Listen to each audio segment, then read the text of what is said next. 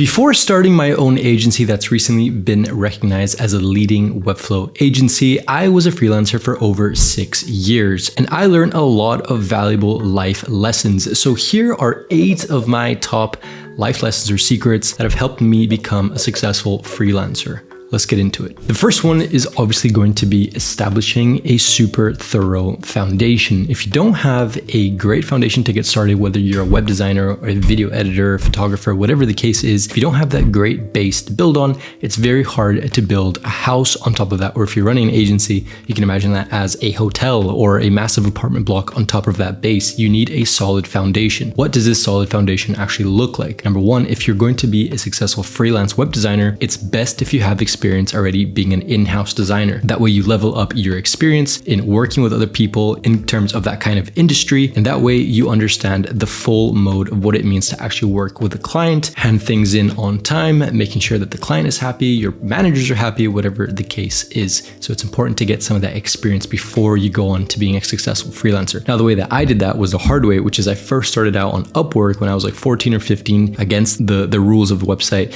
and I started doing super simple $50 logos and packages and stuff that I was just trying to learn how to do. But I recommend going the other way, which is actually working for someone else first, and that way you can kind of learn the skills as you go. Number 2 is going to be finding and retaining your clients. It doesn't matter if you're finding 1,000 clients at a time. If you can't actually retain that client, you just have to keep finding and finding and finding new people, and that is eventually going to lead to some sort of drought. You're going to have difficulty finding new people every single day, every single month. So I recommend retaining that client. But how do you actually find new people? The first thing you need to do is going to be post your work online. And I've talked about this a lot on the channel. Some of the best places to post is going to be on Twitter, on LinkedIn, on Dribbble, on YouTube, on Instagram. These kind of social empires are great for getting clients. You don't need to look anywhere else. There's no job boards that you need to be constantly posting on and checking if you want the freelance route. Just posting your work online has helped a lot of people gain a ton of exposure and get successful clients. So one example of a great designer who's gained a lot of notoriety online just by posting his work is this guy called Ogus. Now, I really look up to his style. I think it's some of the best work that I see online.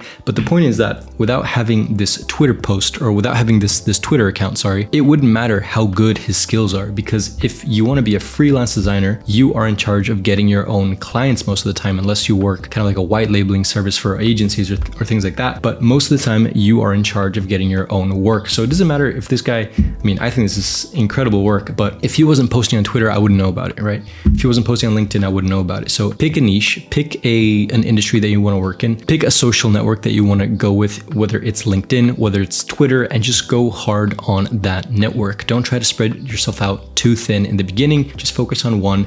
This guy has gone absolutely bananas, and he's at, I think, 5,000 posts, 30,000 followers on Twitter. So he's just absolutely killing it. But it's important to focus on one social network at a time if you want to go that kind of route. Now, with that being said, how do you actually retain any clients that you might get through online? The main argument with how to retain clients is going to be to create good work for a fair price. That is going to allow them to have a good thought of your work in their mind, and it's better to over deliver your work in terms of time management, in terms of pricing, than to under deliver and be, if a client, for example, only has $5,000, let's say, for this example, to spend on your work, and you say, hey, I really think you should go for $5,600 or $6,000, and you kind of pull it out of them. They say, okay, fine, let's do it. But it takes you longer to deliver work.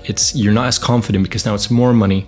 All these little things start to add up, and it would have been better just to say, hey, let's do it for $4,500. Let's include this for next time, but let's make sure that we do this first package great. That way they leave that first package, that first experience with a great thought of working with you. They recommend you to other people, and that price difference isn't that big of a deal. Realistically, it's not that big of a deal in terms of the potential of growth if you keep working on with that client, if you're able to retain his kind of success. Another quick niche tip about finding clients is going to be, if you get people on your site or on Twitter or wherever it is, a good thing to do is to offer some sort of freebie, whether that's a free audit of their site, whether that's a free SEO performance checklist, a free meta description checklist, whatever you want to offer them. There's a ton of freebies online, but it's great to get their email just by offering stuff to them constantly and being like, hey, I thought of you. I just wanted to send you this quick article that I wrote. Hey, I thought of you. I know you were struggling with understanding how to price your SaaS. Here's a quick article I wrote about pricing your SaaS. You just need to be constantly thinking about people and giving, and that way you're always fresh in their minds. Number 3 is going to be effective time management. Now, I'm just going to briefly cover this because it's kind of boring,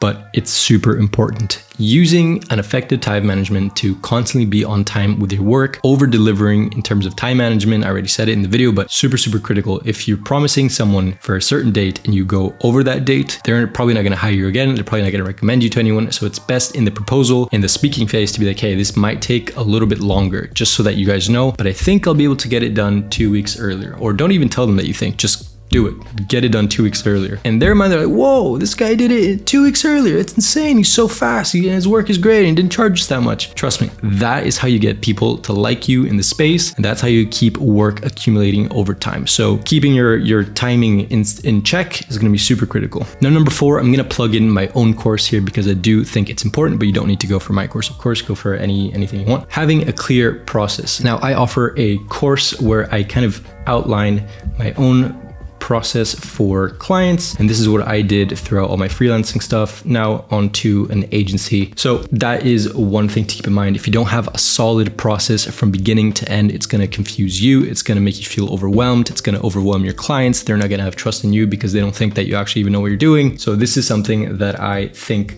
is going to help a lot of people. So yeah, having those systems in check as well, having SOPs, systems of procedure, is going to be super, super important to make sure that you have a healthy mind going into projects, and time management as well. Part of that is always going to be healthy. Number 5 is going to be financial management. Now, with freelancing, it's very common to have those wavy months, right? The months where you make 10K, for example, if it's a great month, and then there's months where you can't even scratch $300 from a really great client that you usually work with, but it always goes up and down. And some months you're even in the red, and some months you need to keep that in mind when you are freelancing and have that kind of predictability with your financials. If there's a month where you make a lot of money, don't go out and get a new car, like keep in mind that the next few months might go a little bit slower because it's starting to be summer or starting to be winter, and people are less likely to spend on that kind of industry. Or you need to keep in mind what kind of industry you're in, what kind of niche you're in, if the months are going to go higher or lower, and just accommodate your own finances for that, because you don't want to be stuck in a position where you have rent to pay or your mortgage to pay and you don't have any work because you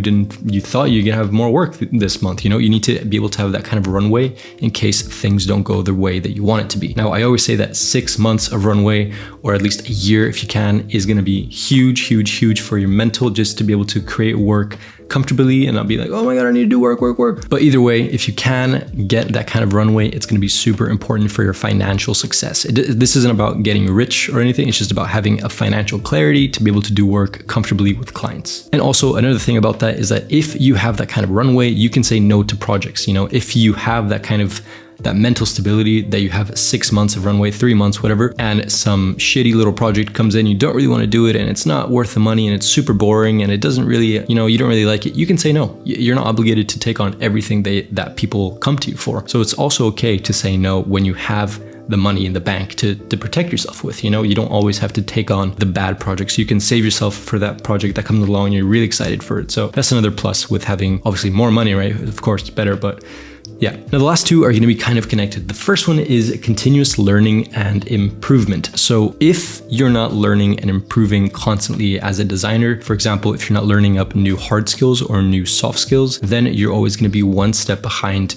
your competitors in that niche. Now, it's not that simple with competitors in freelancing, because it's not like, there's a leaderboard and it's like, oh, this guy got the project, this guy it's usually not that clear, unless you're one of the really big dogs or a big agency and you say, oh, okay, that agency that we know really well, they got the project instead of us. Okay, let's do better next time, or whatever. You need to always constantly be learning and improving your skills, adding new skill sets to your portfolio, because if you don't, you're not the better offer. You always need to be the better offer when you're comparing it to another freelancer. If a company has 2 different people, the same price, except this one is super hyper niched in 3D animation and this one is good at 3D animation, this one has more skills, but this one's a little bit better. Which one do you think they're going to pay for? Obviously the one that is way more skilled, way more niched in, way more comfortable in that area, rather than one that's kind of just like, I can do it, but not that good. So that's one. And the second point with that, which is going to be the last point of the video is going to be overcoming your challenges. Now, freelancing is not easy. There are going to be times when you deal with a lot of failures. Either a client doesn't pay, or a client isn't responding, or the project didn't go the way you wanted. You miscalculated something. There's some massive issue. These things will come. Predict them, or just have it in your mind that it will happen at some point within the next year, 5 years, whatever. You will have a bad project, and that is totally okay. If you don't have a bad project, it means you're not trying hard enough. So keep in mind that these things are going to happen,